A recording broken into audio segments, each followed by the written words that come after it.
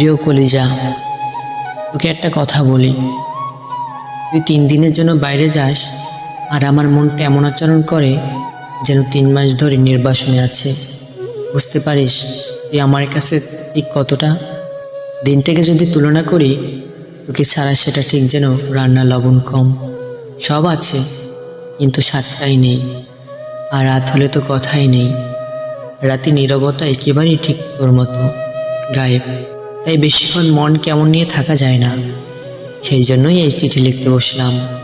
তোকে ভীষণ মিস করছি, এতটাই যে মাঝে মাঝে মনে হয় তোর গলা শুনলেই মনটা রিস্টার্ট হয়ে যাবে।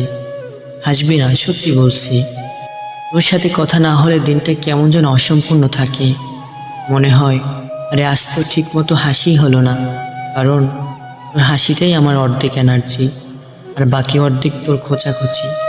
ওখানে সব ঠিকঠাক চলছে তো? কাজের মাঝে নিজের খেয়াল রাখবি, খেতে ভুলিস না, দেরি করে ঘুমাবি না। আর হ্যাঁ, সময় পেলেই আমার কথাও ভাববি। ভাবলেই কিন্তু মন ভালো হয়ে যাবে, আমি গ্যারান্টি দিচ্ছি। ফিরে আসার অপেক্ষাটা খুবই লম্বা লাগছে।